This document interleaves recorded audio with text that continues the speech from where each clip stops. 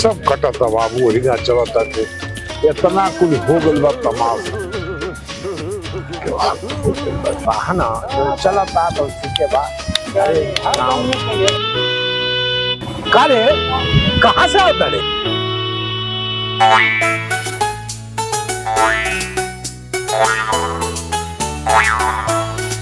कहाँ से आता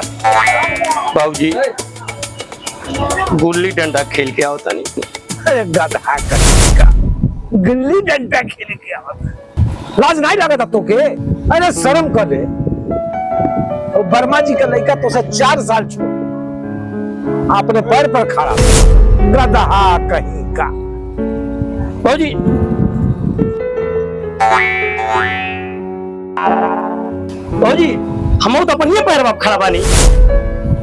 अरे तो जिंदगी भर गधा के गधा ही रह जाए अरे गधा कहीं का पैर पर खड़ा भले को मतलब ले नहीं पूछ पाले आज तक हम खूब बुझातानी तू 24 साल का होकर अपने पैर पर खड़ा बा अपन फतिंगना के देखत नहीं बड़ा वो 2 साल को फुर दे दौड़ता थे ये नहीं लौकता तोरा के।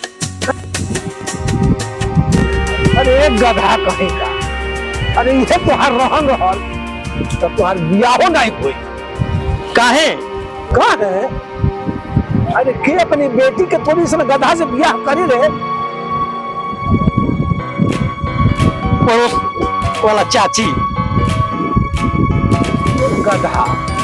वो कहे अपनी बेटी के बियाह थोड़ी सन गधा से करी पड़ोस वाला चाची नहीं बारी उ रोज अपने लड़किया से कहेली कि तोर बियाह कोनो गधे से होई तोर बियाह कोनो गधे से होई तोर बियाह कोनो गधे से होई तो हम गधा बानी आही कबागी है